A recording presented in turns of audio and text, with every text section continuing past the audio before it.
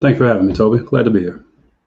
So, from what I understand, in your area, or whether it's the county or the area, relatively speaking, you're a bit better off than a lot of other places in the country where students are not on the web, don't have computers.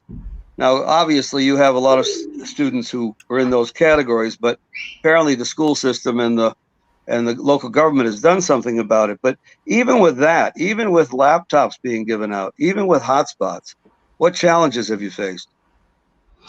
Well, Toby, you're right. Our district is fortunate in that we've had devices, close to a one-to-one ratio with devices. And as soon as the lockdown started, as soon as the move to remote was made, we got those devices out of the schools and in the kids' hands.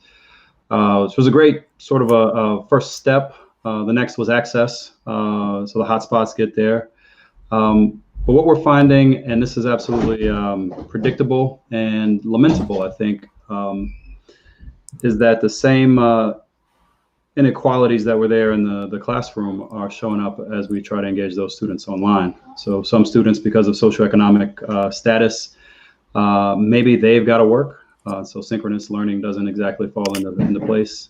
For some, they've got to be the caretaker for younger siblings because mom and dad have to go to work. They're what they call those essential workers. But overwhelmingly, so are some of these young people reluctant to turn on that camera? They are. There's the school I teach at has a wide range of socioeconomic sort of status at play. Some students are maybe embarrassed, but others, quite honestly, they have they'll say so in private, but they may have younger brothers or sisters who climb on their lap, or they may have to attend to a crying baby, and they don't like to have the microphones. You can hear from time to time when the microphones come on or when the video does come on that there's just a lot of traffic as the household is managed. You heard what I said about being in your classroom and how impressive it was. What's missing that you did in person?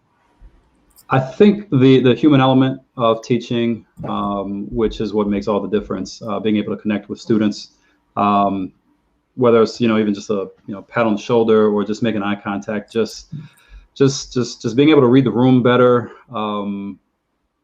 just being able to use body language and tone of voice and all of that to just connect with a student. It's all of the non-teaching moments that you pass them in the hallway and you can let them know, hey, I heard this was going on. I saw this was going on. Is everything all right? Let's put civics on hold and let me be a human being for a second. Is everything all right? Those are a little harder to do, with a Zoom meeting. But if the sincerity is there, you try like you can to bridge that gap. Abby, question or?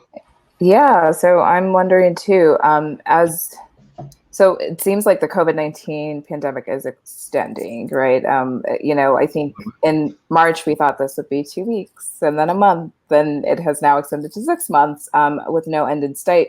And so I'm wondering if there are any discussions, at your school about how do we continue this way, right? And what are the tools that our students will need? What are the tools that teachers will need as well, right? I think we're seeing a lot of burnout in lots of different industries because of what's happening. And so how are you all taking care both of the students and also, thinking ahead?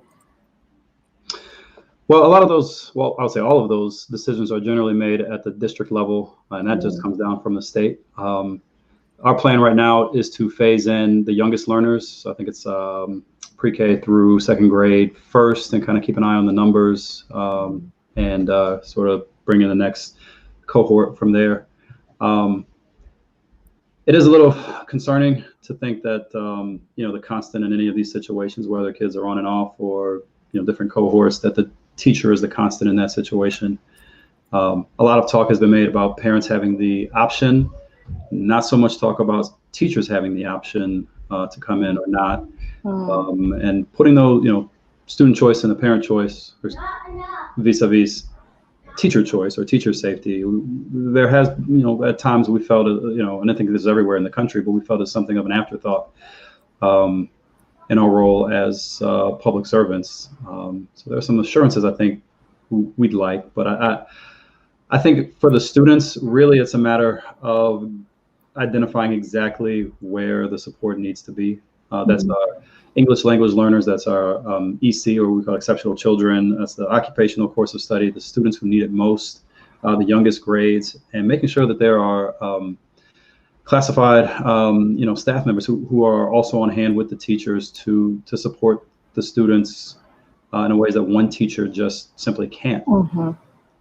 What about the Abby's going to move to our next guest shortly, but what about the parent-teacher relationship? How has your relations with parents changed?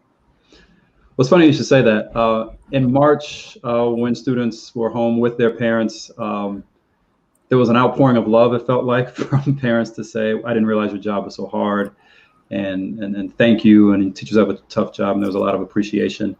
Oddly, as this is dragged into the fall, and we're all still plugging away and doing our best, but it felt early on like parents were sort of like,